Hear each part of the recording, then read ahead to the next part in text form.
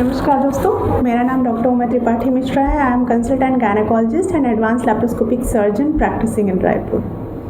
दोस्तों, आज हम बात करेंगे कि अर्ली प्रेगनेंसी में ब्लीडिंग क्यों होता है और उसको जानने की कोशिश करेंगे, क्योंकि बहुत सारे अर्ली प्रेगनेंसी के पेशेंट्स हैं, बहुत स्ट्रेस में आ जाते हैं कि मैम मुझे ब्लीडिंग चालू हो गया है, क्या इसका मतलब ये है कि मेरी प्रेगनेंसी अबॉर्ट हो ही जाएगी।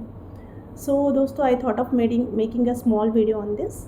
अर्ली प्रेगनेंसी में जो ब्लीडिंग होता है दोस्तों, सबसे पहले जब एक भ्रूण है यूट्रस के लेयर में, जब वो इम्प्लांट होने की कोशिश करता है, जब उसको बरो करता है एंड उसकी लेयर में घुसने की कोशिश करता है, तो ब्लीडिंग जो होती है उसको इम्प्लांटेशन ब्लीडिंग बोलते हैं।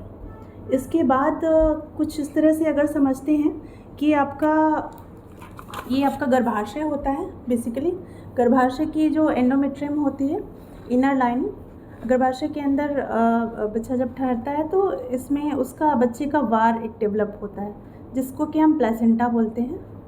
बच्चे के वार के अलावा अंदर में एक जेस्टेशनल सैक होता है,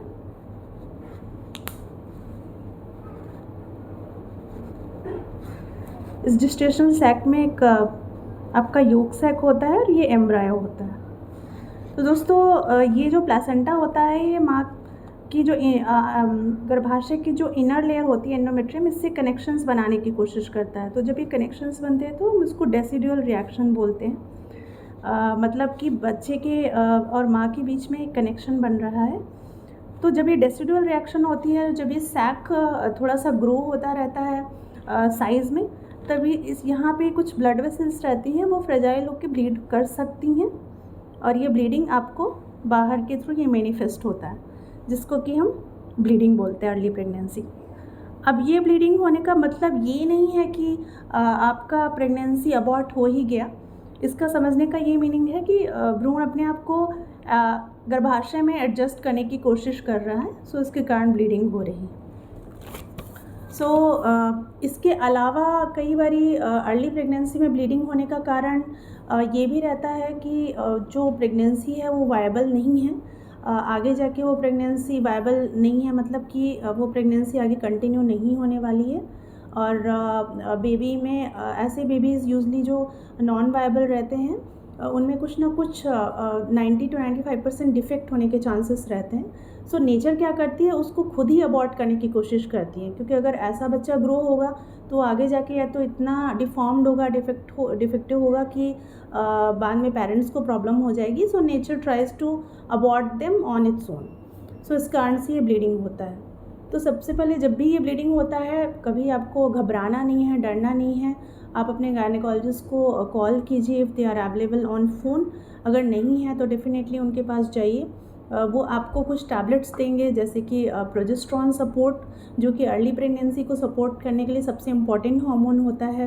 प्रोजेस्टेरॉन आपको वो इंजेक्शन के फॉर्म में दे सकते हैं, या ओरल टैबलेट्स के फॉर्म में, या वेजाइनल फॉर्म में भी दे सकते हैं। उसके अलावा कुछ इंजेक्शंस दूसरे भी होते हैं, जैसे कि HCG के इंजेक्शंस होते हैं, जो कि प्रेगनेंसी को सपोर्ट करने में हेल्प होता है। तो कुछ पेशेंट्स में हमें वो भी देना रहता है। और उसके बाद डॉक्टर्स ये सब प्रिलिमिनरी ट्रीटमेंट के बाद आपका एक सोनोग्राफी करेंगे। सोनोग्राफी 2 तरीके से होता है दोस्तों, एक तो पेट से होता है ऊपर से, और एक आपका ट्रांसवेजाइनल सोनोग्राफी बोलते हैं, जो कि आपके उसको हम वेजाइनली सोनोग्राफी करते हैं। और ये देखते हैं कि जो प्रेगनेंसी है वो आगे कंटिन्यू होने लायक है, या ब्लीडिंग जो हो रही है वो कहाँ से हो रही है, और ब्लीडिंग का एक अंदर में अगर वो क्लॉट जमा है तो उसका साइज़ क्या है, बच्चे की धड़कन उसमें है कि नहीं। सो ये सारी चीज़ें डॉक्टर सोनोग्राफी करके देखते हैं, और उसके बाद आपका एक प्रेगनेंसी का जो होता है वो ट्रीटमेंट डिसाइड होता है। और इसमें दोस्तों ये भी सोचने की बात है कि कई सारे पेशेंट सोचते हैं, मैम शायद मेरी गलती थी, मैंने बहुत ज़्यादा एक्सर्ट किया, सीढ़ियाँ चढ़ी, या मैंने प्रॉपर बेड रेस्ट नहीं लिया, इसके कारण ब्लीडिंग हो गया। तो ऐसा नहीं है। ज़रूरी नहीं है कि आप बेड रेस्ट लें तो ये ब्लीडिंग ना ही हो। किसी पेशेंट्स में अगर वो ब्लीडिंग होनी है तो होती ही है। सो इस चीज़ को ऐसे समझें।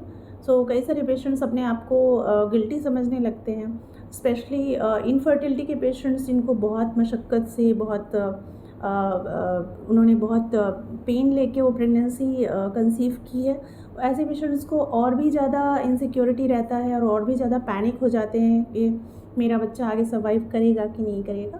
सो डेफिनेटली कभी भी अगर ऐसा ब्लीडिंग होता है तो पैनिक नहीं करना है। सबसे पहले अपने गायनेकोलॉजिस्ट को कंसल्ट कीजिए, प्रॉपर ट्रीटमेंट लीजिए, और जितना ही आप काम रहेंगे उतना ही अच्छा आपका प्रेगनेंसी आगे जाएगा। सो दोस्तों, अगर ये वीडियो आपको महत्वपूर्ण लगा हो और शेयर करने लायक लगा हो तो आप आसपास जो भी प्रेग्नेंट लेडीज़ हैं उनसे शेयर कीजिए। And thank you so much for watching this video.